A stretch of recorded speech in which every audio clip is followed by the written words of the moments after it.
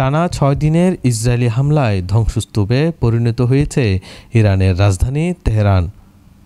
শহরের বিভিন্ন অঞ্চল বিস্ফোরণে কেঁপে উঠেছে প্রতিনিয়ত। এমন পরিস্থিতিতে তেহরানে নিযুক্ত বাংলাদেশ দূতাবাসের কর্মকর্তা ওয়ালিদ ইসলাম বিবিসি বাংলাকে দেওয়া এক সাক্ষাৎকারে জানান, তার বাসভবন সম্পূর্ণভাবে ধ্বংস হয়ে গেছে এবং দূতাবাস সংলগ্ন এলাকাও বিরান হয়ে পড়েছে।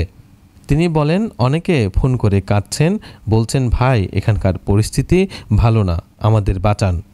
ইসরায়েলি হামলায় তেহরানে অবস্থানরত সাধারণ মানুষের পাশাপাশি বাংলাদেশ দূতাবাসের কর্মকর্তাদের আবাসিক এলাকাও ব্যাপক ক্ষতির শিকার হয়েছে। জর্ডান নামের এলাকায় অবস্থিত এক কর্মকর্তার বাড়ি মারাত্মকভাবে ক্ষতিগ্রস্ত হয়, তবে সৌভাগ্যবশত তিনি তখন বাড়িতে ছিলেন না। হামলার সম্ভাবনার কথা আগে জানানোয় ইরান সরকার বাসিন্দাদের ওই এলাকা থেকে সরিয়ে নিতে বলেছিল।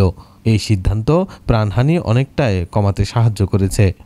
হামলার পরপরেই বাংলাদেশ সরকার তেহরানের ৩ নম্বর জেলা থেকে দূতাবাসের কর্মকর্তা কর্মচারী ও অন্যান্য বাংলাদেশিদের সরে যেতে নির্দেশ দেয়। বর্তমানে তারা অপেক্ষাকৃত নিরাপদ এলাকায় অবস্থান করছেন।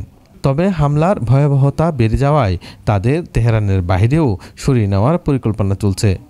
ভারপ্রাপ্ত পররাষ্ট্র সচিব রুহুল আলম সিদ্দিক এক সংবাদ সম্মেলনে বলেন, তেহরানে অবস্থানরত বাংলাদেশিদের নিরাপত্তা নিশ্চিত করতে সরকার জরুরি পদক্ষেপ নিচ্ছে। বর্তমানে তেহরানে প্রায় ৪০০ বাংলাদেশি অবস্থান করছেন, যারা সকলেই সুস্থ ও নিরাপদ আছেন বলে জানিয়েছে পররাষ্ট্র মন্ত্রণালয়। তবে হামলার প্রভাব তেহরান ছাড়িয়ে পৌঁছেছে অন্যান্য শহরেও, যেমন বন্দর আব্বাসে। এইসব এলাকা থেকেও বহু বাংলাদেশি আশ্রয় ও উদ্ধারের জন্য সাহায্য চেয়ে ফোন করেছেন।